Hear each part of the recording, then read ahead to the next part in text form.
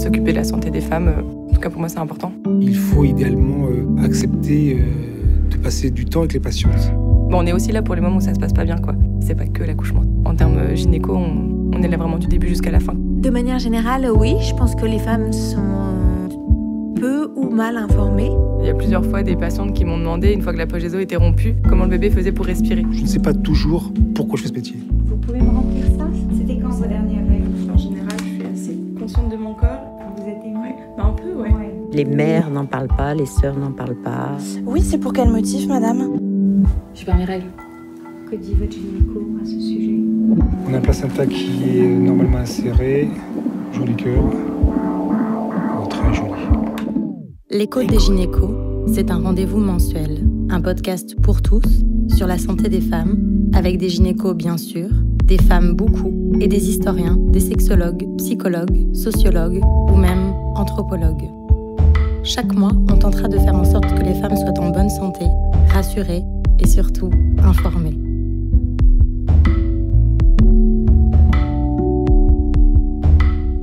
Les papillomavirus, aussi appelés HPV, concernent tout le monde, ou presque. Par la main, la bouche, le sexe, la peau, ils se transmettent facilement et toucheraient aujourd'hui près de 80% de la population en France. Peu à peu, le HPV s'est imposé comme un problème de santé publique. Certains sont appelés papillomavirus à risque, virus oncogènes qui favorisent le développement des cancers. Du col de l'utérus, souvent chez la femme, cancer ORL ou de l'anus, par exemple, chez l'homme. Pour s'en protéger, il existe des vaccins qui restent peu pratiqués en France. Pour les surveiller, les femmes disposent du frottis, bien sûr, mais aussi d'autres méthodes encore peu connues. Alors, il est temps d'en parler. Le HPV décrypté, c'est l'épisode 2 de l'écho des gynécos. C'est parti. Joseph Monsonego, je suis gynécologue, spécialiste des pathologies à papillomavirus, à la fois sur le plan clinique et dans le domaine de la recherche depuis très longtemps. Les papillomavirus sont des virus très répandus qui se transmettent dans les couples par voie cutanéo-muqueuse et essentiellement par contact. C'est pas le sperme, c'est pas le sang, c'est le contact de peau à peau ou de muqueuse à muqueuse. Donc, en d'autres termes, la transmission de ces virus se fait le plus souvent par les contacts sexuels, mais aussi possiblement par les contacts digitaux. Voilà, alors ce sont des virus très répandus, des virus très résistants, et on en dénombre en moyenne une quinzaine pour la partie purement génitale. En réalité, sur les 15, seulement 6 à 7 de ces virus rassemblent plus de 90% des lésions précancéreuses. En d'autres termes, les autres virus sont le plus souvent des virus passagers à la présence éphémère ou donnant des anomalies peu actives ou sans potentiel de risque. Le fait d'attraper un virus, on va dire actif par rapport à un autre plus banal, est le fait du hasard. Étant entendu que lorsqu'on est exposé à un virus actif, on est plus à risque, effectivement, à développer une lésion précancéreuse que lorsqu'on est exposé à un virus moins actif. On peut aussi découvrir les lésions précancéreuses au cours de la grossesse. Lorsqu'elles sont bien diagnostiquées, elles ne sont pas prises en charge pendant la grossesse. Elles sont juste surveillées et traitées après la grossesse, à condition qu'il n'y ait pas de cancer, évidemment. Pas de risque pour la maman, pas de risque pour le bébé. On sait aussi maintenant qu'il y a dans ces différents virus des variants qui font que certains de ces virus, dans la même catégorie, par exemple, je prends le 16, il y a des variants du 16 qui sont plus actifs que d'autres. Donc, bien comprendre qu'on n'est que dans le risque et pas dans « je vais développer ». Alors justement, à quel moment ces virus deviennent-ils dangereux? Ces virus, et je parle de ces 6-7 évidemment, il faut s'y intéresser lorsque, d'abord, on observe des lésions, si on est amené à faire une colposcopie, des lésions qui nous indiquent que ce sont des lésions à risque, ou lorsqu'ils persistent dans le temps. Et si un virus n'a pas été détecté, est-ce qu'il existe des symptômes physiques, physiologiques ? Il n'y a aucun symptôme lié au papillomavirus, aucun. Les condylomaculinés qui sont dus à des papillomavirus qu'on appelle à bas risque, parce qu'ils ne sont presque jamais impliqués dans le cancer, mais provoquent des lésions bénignes qu'on appelle les verrues génitales, cela donne des symptômes. Ça donne des verrues, ces verrues peuvent donner des démangeaisons, de l'irritation, mais les papillomavirus à risque ne donnent en général aucun symptôme. Et le cancer du col de l'utérus, est-ce qu'il a des symptômes précis ? Bon, les symptômes du cancer, soit il n'y en a pas, c'est assez courant et classique, soit c'est des saignements, soit ces saignements sont provoqués à l'occasion des rapports. Je ne veux pas dire que lorsqu'on a des saignements provoqués, c'est systématiquement un cancer, mais en tout cas, quand ça se produit, il faut aller explorer le col. Le cancer du col de l'utérus, notre objectif, c'est de ne pas y arriver, parce que c'est le seul cancer que l'on peut éviter en détectant les lésions précancéreuses et en les traitant. On sait que lorsque on réalise un traitement adapté entre bonnes mains de ces lésions précancéreuses, on a statistiquement un taux de succès qui est d'environ 95%. C'est-à-dire qu'il y a encore 3 à 5% de récidives, soit des récidives à court terme, soit des récidives à long terme. Quand on est confronté au cancer, on peut parler d'échec, soit parce que la femme n'a pas respecté l'intervalle recommandé du dépistage. Je rappelle qu'en France, on recommande le dépistage jusqu'à présent par frottis tous les 3 ans. Et puis, c'est un échec lorsque c'est la femme qui est dans un processus de dépistage régulier, qui est rassurée par ses frottis normaux et chez laquelle on va découvrir un cancer du col, tout simplement parce que il y a eu quelque part un raté dans cette évaluation. Le raté, ça représente à peu près 30% des cancers invasifs aujourd'hui lorsqu'on réalise des dépistages sur la base de la cytologie. La cytologie, plus connue sous le nom de frottis. Quand vous dites raté, est-ce que ça veut dire que le frottis n'est pas forcément fiable ? C'est pas parce qu'à un instant T, le frottis revient normal qu'il donne une signature que le col est normal. Et on sait très bien que l'outil cytologie, frottis, est un outil imparfait. Donc voilà, l'organisation toute seule basée sur le frottis ne résout pas la problématique du cancer du col dans sa totalité. On réalise un dépistage basé sur la détection du virus. Le test viral permet aux médecins de détecter avec précision les papillomavirus. La population qui est dépistée par le papillomavirus permet une détection d'environ 30 à 35% de lésions précancéreuses de plus que dans la population par frottis. L'autre point très important, c'est l'aspect sécurisant que confère ce test. Lorsque le test revient négatif à la recherche virale, il donne une quasi-sécurité à près de 99% qu'il n'y a pas de lésion précancéreuse sous-jacente. Est-ce qu'on peut réaliser un test HPV seul ? La réponse oui, puisqu'il y aura des autotests qui permettront aux femmes de se mettre un tampon dans le vagin, de l'introduire ensuite dans un flacon et de l'envoyer dans un laboratoire pour se faire autotester. Vous dites il y aura. Pourquoi les femmes ne disposent-elles pas toutes de ce kit ? Tout ça doit être bien encadré. Sur le dépistage, il y a eu certainement des lenteurs institutionnelles.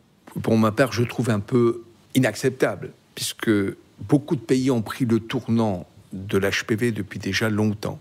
Pourquoi ça n'a pas été fait ? Parce que chez nous, il y a comme ça ces lenteurs. Il y a besoin de maturité à tous les niveaux, auprès des professionnels, auprès des institutions. Je pense que nos institutions sont arrivées à maturité. L'HAS, soit la Haute Autorité de Santé, va produire dans les semaines à venir ces recommandations qui, à mon sens, iront inéluctablement dans la direction du dépistage basé sur l'HPV pour les raisons que je viens d'évoquer. Quelles sont les pathologies féminines liées au HPV ? Le col, c'est le site privilégié, comme je l'ai dit, pour toutes sortes de raisons. Maintenant, l'anus, c'est un site aussi important parce que peuvent se développer de vraies lésions précancéreuses, ça passe totalement inaperçu, il n'y a absolument pas de symptômes et, point important, il n'y a pas de dépistage. à la différence du col. Aucun. Les hommes sont concernés par les cancers de l'anus, mais le plus souvent, ce sont des populations qu'on appelle à risque, beaucoup plus exposées donc à ces virus. Comment est-ce qu'on le détecte, finalement ? Chez la femme, malheureusement, on est confronté le plus souvent directement au cancer de l'anus, parce qu'elle arrive à l'occasion d'un saignement ou à l'occasion d'une irritation qui persiste, et où le proctologue va découvrir à ce moment-là une lésion anale. Plus de 80% des lésions précancéreuses et cancéreuses anales sont dues au virus 16. Et la question est posée des comportements bucco-génitaux. L'oropharynx est concerné donc par ces infections et la moitié des cancers de l'oropharynx sont attribués au papillomavirus. 2/3 des hommes pour 1/3 de femmes. Alors ce qu'on sait, c'est que lorsqu'une femme est porteuse d'un virus 16 au niveau col, quelque part, elle développe une réaction immunitaire subliminale qui pourrait lui apporter une protection plus importante au niveau oral. Donc, j'ai tendance à dire que lorsqu'une femme est porteuse du 16, les fellations peuvent se faire. À l'inverse, les cunnilingus, je les limiterai pour limiter l'exposition au 16. Si ça s'est produit, c'est pas catastrophique, parce que comme je l'ai dit, il y a encore une forte probabilité d'élimination du virus spontanément. Et puis, il n'y a pas de dépistage pertinent chez l'homme qui aboutirait à une conduite à tenir pratique. Je réduirai jusqu'au moment où il n'y a plus de virus chez la femme, c'est-à-dire une fois qu'elle est traitée, et reprendre une sexualité comme avant, après. Vous avez coordonné les essais cliniques des 2 vaccins contre le papillomavirus. Pourquoi est-il important de se faire vacciner avant de démarrer sa vie sexuelle ?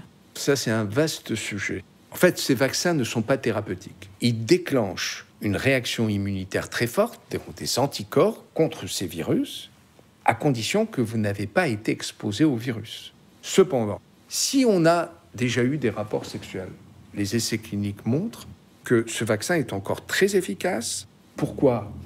Parce que la probabilité de rencontrer le virus du vaccin après les rapports sexuels est extrêmement faible. Par exemple, entre 15 ans et 25 ans, la probabilité d'avoir un virus 16, c'est 3%. Un certain nombre de pays ont mis en place la vaccination du garçon. C'est une maladie sexuellement transmissible. Donc, vacciner le garçon participe finalement à réduire la circulation du virus et a un impact aussi sur les filles qui ne sont pas vaccinées. La deuxième raison, c'est que le garçon a ses maladies HPV propres. Et comme je le disais, les maladies HPV du garçon, elles sont plus difficiles, parfois plus redoutables, parce qu'il n'y a pas de dépistage. Alors, certains dispensaires le mettent à la disposition de jeunes gratuitement, même pour celles qui sont mineures, qui sont considérées comme population à risque pour les IST. Autrement, il est pris en charge par la Sécu et complémentaire. Vous travaillez depuis plus de 25 ans sur le HPV. Est-ce que vous êtes en colère quand vous observez que la situation avance finalement très lentement en France ? J'étais en colère il y a 15 ans, il y a 10 ans. Aujourd'hui, je me suis pas assagi. Je continue mon combat et je continue à défendre ce qui est bon pour nos patientes.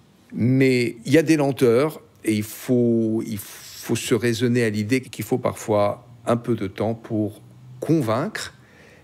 Et pourquoi ? C'est un peu dommage pour les femmes parce que on aurait pu gagner beaucoup en termes de maladies, en termes de survie. Nous, on soigne tous les jours des précancers et des cancers. Quand on peut les éviter, eh bien, c'est tout gagné. Donc, on aurait pu effectivement gagner pas mal de choses en 10 ans.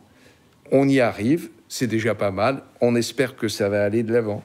Si vous deviez adresser un message aux femmes, un message court, quel serait-il ? Mon message, c'est de dire ce cancer ne doit pas exister. Il y en a d'autres pour lesquels on ne peut rien faire, mais celui-ci ne doit pas exister. Si on veut l'éviter, il faut savoir que les papillomavirus peuvent concerner tout le monde, y compris ceux qui ont une vie sexuelle très stable. Pourquoi ? Parce qu'il suffit d'être exposé une fois. Donc, si on veut l'éviter, on a 2 choses. D'abord, la responsabilité des mamans de vacciner leurs filles. Et c'est pas pour rien que ce sont les mamans qui ont eu des lésions précancéreuses ou des cancers, qui sont les plus motivées à vacciner leurs filles. Il n'y a pas de discussion possible. Et pour celles qui ne sont pas vaccinées, c'est-à-dire les adultes, en tout cas dans l'immédiat, celles-là doivent bénéficier d'un dépistage pertinent, performant, pour appréhender les lésions précancéreuses et les traiter, et pour ne pas non plus surtraiter ou surdiagnostiquer celles qui sont simplement porteuses du virus.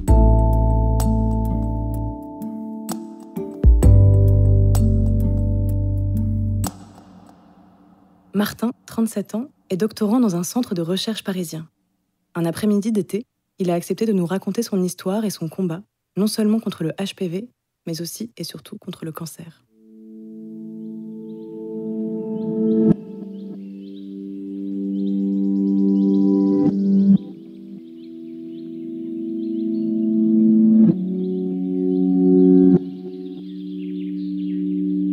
Je me suis retrouvé, pour tout dire, aux États-Unis avec ma compagne pour un colloque. On faisait une magnifique rando dans un parc dans le Maine, aux États-Unis. Le deuxième jour, j'ai un ganglion qui pousse vraiment d'un jour à l'autre.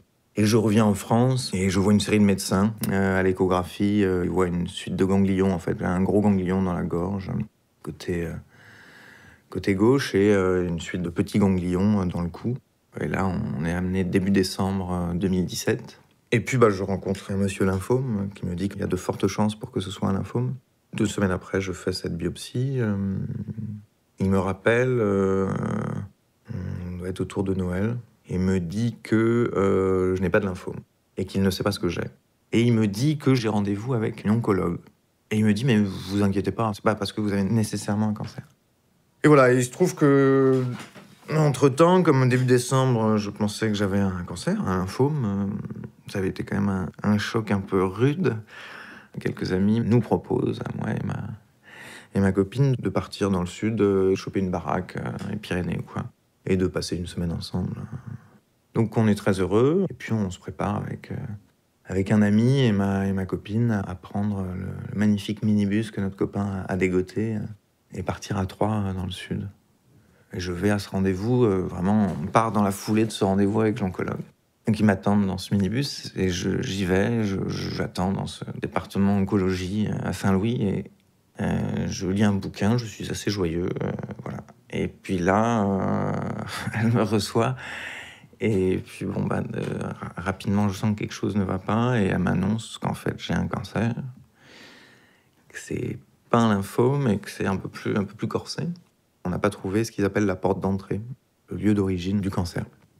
La pensée, en fait, passée entêtante, c'est que ça n'est pas possible. C'est un peu comme la mort, quoi. C'est-à-dire qu'il y a quelque chose de profondément réel et puis de très difficile à concevoir.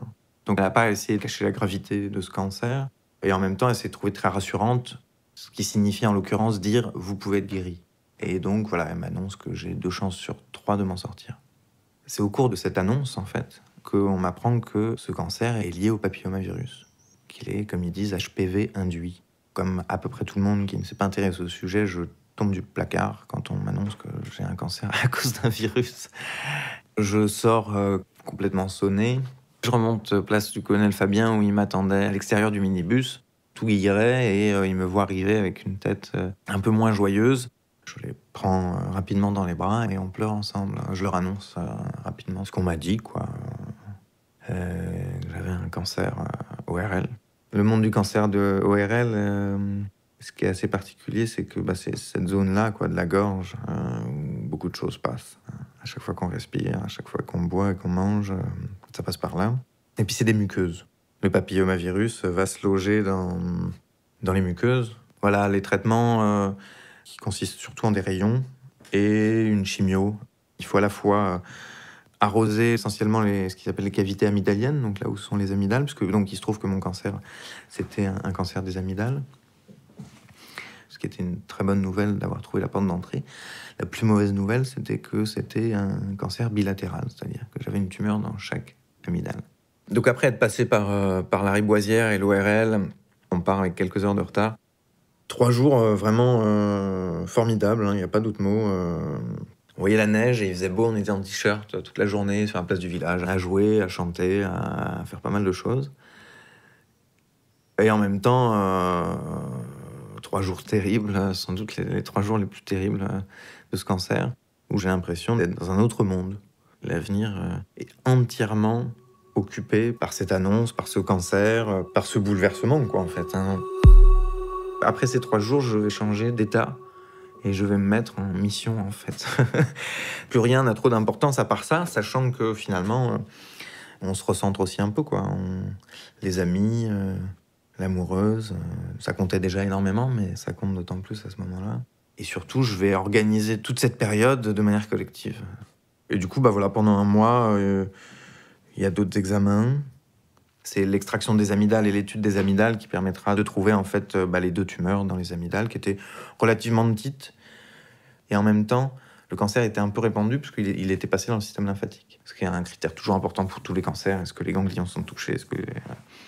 Et en l'occurrence, je prends un 2e avis à l'Institut Curie et je prends un 3e avis même. Quelqu'un me dégote justement. Parce que c'est ça aussi. Bon, là, je m'aperçois que j'ai finalement un réseau de gens, de connaissances qui peuvent m'indiquer des voies et parfois m'accélérer le processus, ce qui pose des questions sur la question de l'accès équitable à l'information. Là-dessus, il y a 2 choses. C'est que il se trouve que je connais un biologiste au CNRS et qui était dans le labo dans les années 80 qui a découvert le papillomavirus. Donc il me parle de ce papillomavirus, de la manière dont il agit, de sa forme, du fait qu'en fait on en a tous un peu partout sur la peau. Il me montre d'ailleurs sur sa peau, regarde là, c'est un papillomavirus, là aussi, regarde, il y en a plein. En fait, c'est rien du tout, c'est très bénin le papillomavirus et normalement il doit rester sur la peau. Et il me dit, en fait, le papillomavirus n'a pas intérêt à passer sous la peau, qu'en fait il se trompe et qu'on ne sait pas pourquoi. Et que dans plein de cas, il se gourre, il va sous la peau, mais qui ne crée aucun cancer.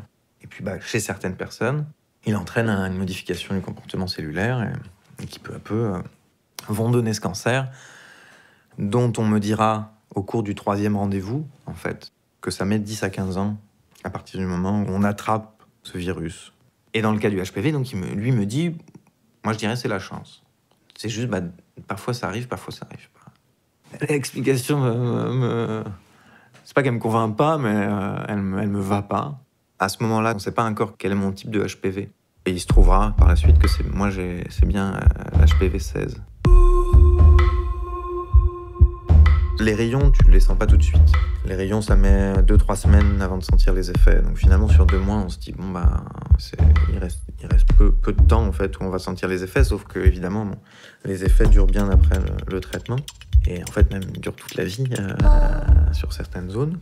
Ce qui est certain, c'est que ça produit au bout d'un moment des effets très clairs et que ça devient très dur d'avaler. Toute la bouche est inflammée. L'oncologue n'a pas vraiment pris la peine de donner tous les effets secondaires parce qu'on sentait qu'il y avait une espèce de liste à l'après-vert assez infinie. Oubliant d'ailleurs, par exemple, qu'il fallait sans doute congeler des spermatozoïdes si jamais on voulait des enfants. Parce qu'il y avait un risque modéré il y avait un risque modéré de baisse de la fertilité. Voilà, c'est ma copine en lisant sur Internet les effets secondaires du cisplatine qu'elle a découvert ça et qu'on a tout de suite écrit au médecin qui nous a dit « Ah oui, j'y avais pas pensé parce que généralement j'ai des patients plus vieux. » Et donc, elle nous a pris rendez-vous rapidement pour faire ça à Paris, 2 jours avant la chimio. Attends. Le moment de bascule, ça a été après la 2e chimio, où là, tout d'un coup, manger était absolument impossible. Respirer était difficile et je passais à peu près toute ma journée à cracher des glaires. J'ai perdu énormément de poids. J'ai perdu 12 kilos. 12 kilos à la toute fin, en fait, après le traitement, parce que le plus dur a été après les traitements. À la fin du traitement, en fait, on n'est pas du tout au point maximal des effets. Sachant qu'évidemment, les effets ensuite durent pour toute la vie en ce qui concerne les dents et les os. Puis aussi en termes aujourd'hui, donc 1 an et 3 mois après la fin des traitements, j'ai des douleurs tous les jours en fait, qui sont pas du tout des douleurs insupportables, mais ma gorge est un fourmillement continu de sensations que j'avais pas avant. À la palpation, ça fait mal, voilà, c'est pas du tout insupportable, mais c'est sensible. Les petits ganglions ont rapidement rétréci, et mon gros ganglion s'est mis à ce qu'ils appellent fondre. On le sent même plus. Mais sachant que les examens ont aujourd'hui montré qu'en tout cas, il y avait rémission totale. Et du coup, on arrive à cette question quand même du HPV assez importante dans ce cadre-là, c'est-à-dire que, à la fois, ils en savent très peu quand même. Ils savent évidemment que ça se guérit mieux. à condition notamment de ne pas avoir trop fumé. Et alors, du côté de la population, c'est le vide intersidéral. C'est-à-dire que le HPV, tout le monde pense que c'est que le col de l'utérus. Certains connaissent même pas ce virus-là. Personne n'a l'idée que les hommes peuvent non seulement l'attraper, mais que ça peut produire des types de cancers différents, mais sachant que les femmes aussi peuvent avoir des cancers de la gorge à cause de l'HPV, ce qui n'est pas du tout su. Le patient est laissé un peu à lui-même. C'est-à-dire qu'on me dit que tout va bien, qu'il n'y a pas besoin de faire gaffe, d'ailleurs, avec ma copine. Or, j'ai vu une gastro-entérologue, peu après le cancer, qui m'a dit que j'avais un condylome dans l'anus. Elle m'a dit que c'était sans doute lié au HPV. Elle disait que manifestement, chez moi, il était assez virulent. Et que du coup, il fallait surveiller les muqueuses, en fait, chaque année. Ça, on ne me l'avait pas dit, par exemple, à l'hôpital, parce qu'il s'occupait de la gorge. La perception que j'en ai, c'est que cette question du HPV n'est clairement pas centrale. L'objectif, c'est donc de guérir du cancer, donc ce qui est très noble et essentiel, mais on reste tout à fait sans réponse, quoi. Et on reste sans réponse aussi sur pourquoi est-ce que je l'ai attrapé, pourquoi est-ce que ça a créé ça chez moi. Mais aujourd'hui, ouais, je me dis pas mal de choses, mais en fait, ça a été aussi un cancer. Ça a été une période aussi très belle. Ça m'a rapproché en fait de plein de gens. J'ai été très apaisé. C'est-à-dire que j'ai très bien dormi. En fait, tout, plus rien ne compte sauf ça. C'est à la fois être concentré sur la guérison, quoi, sur le corps, quoi. Plus rien d'autre ne compte, et en même temps une disposition en fait énorme pour l'entourage. Et en fait, ça fait énormément de bien. En fait, c'est une grande expérience de rapprochement avec un peu tout le monde.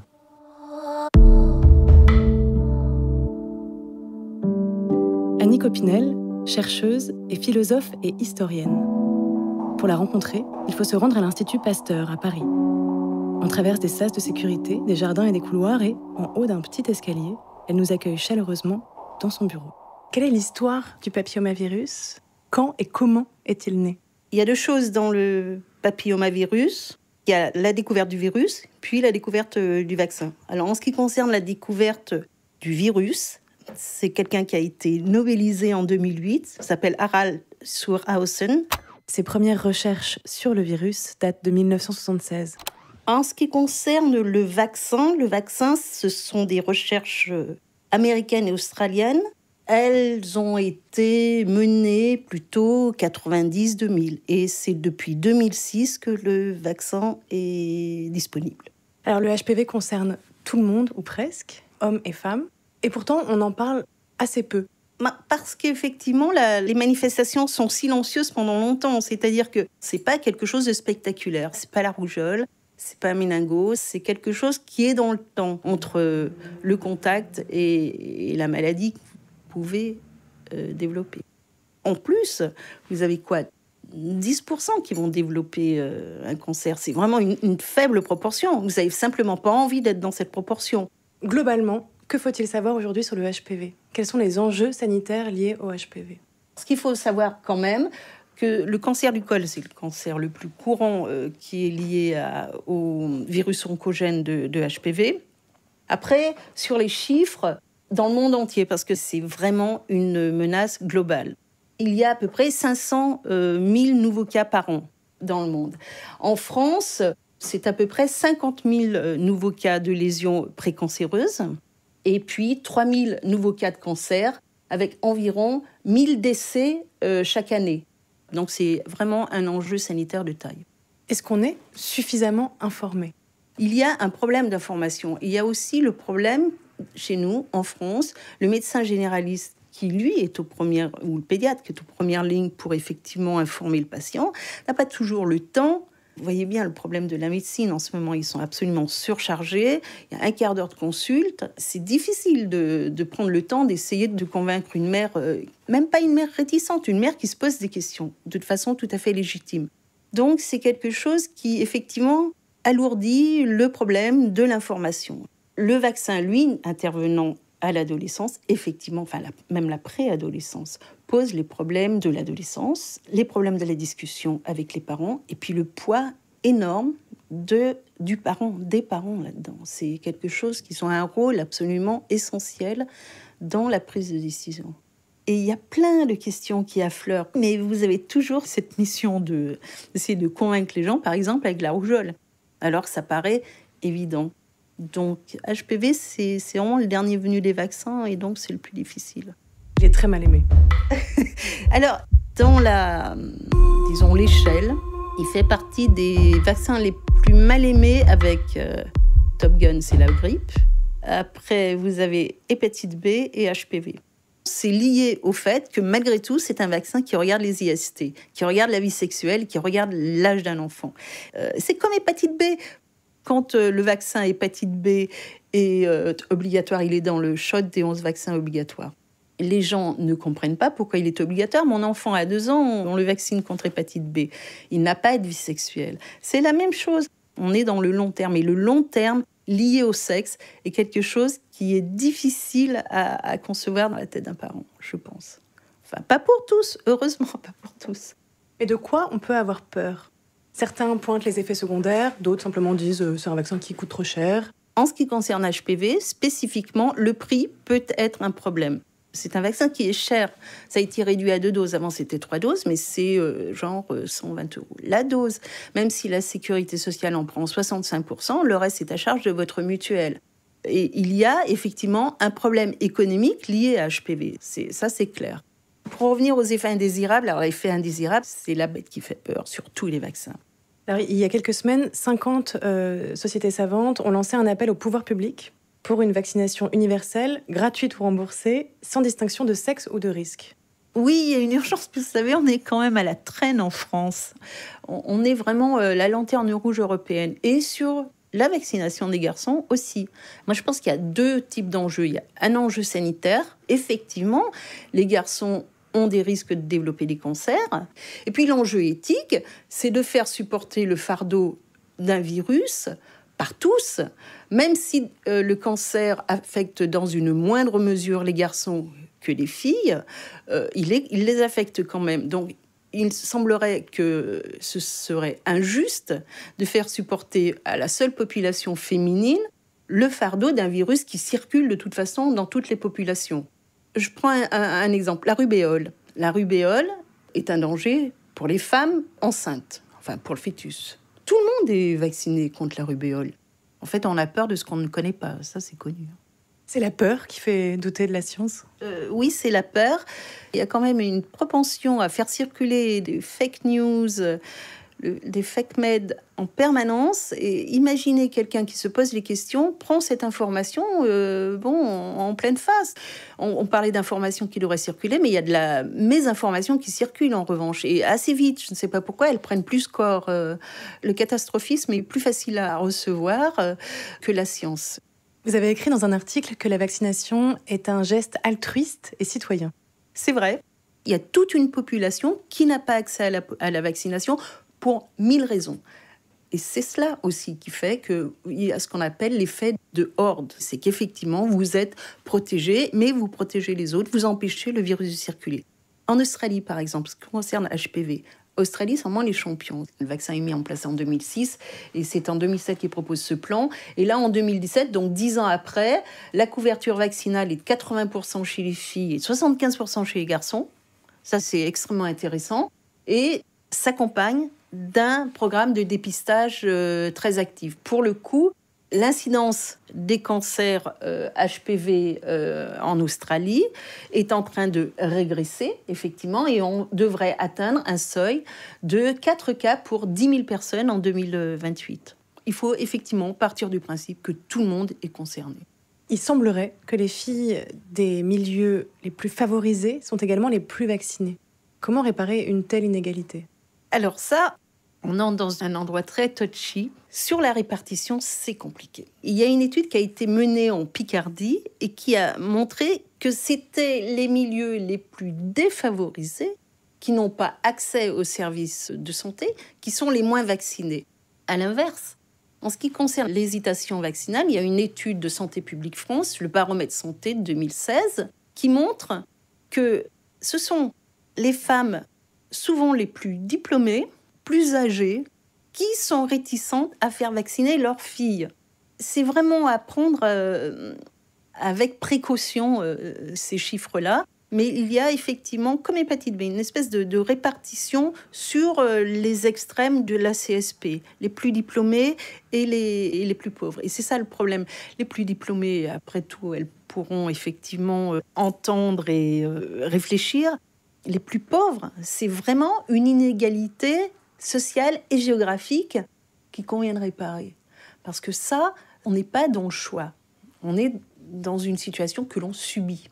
L'hésitation vaccinale peut-elle être observée aussi chez certains médecins concernant le HPV, aujourd'hui encore? Oui. Ça, c'est un problème de formation. Il y a surtout toute une proportion qui, parce qu'ils ne connaissent pas le problème correctement, n'ont pas envie de soit prendre du temps à convaincre quelqu'un, soit effectivement prendre le risque parce qu'ils ne sont pas exactement au courant du problème. Donc, mais vous avez raison, ce n'est pas une voie unique de la profession pour HPV. Les Côtes des gynécos, un podcast du Collège national des gynécologues et obstétriciens français, par Olivia Muller, sur une idée de Chloé Marinopoulos, réalisée par Christophe Amarstrand.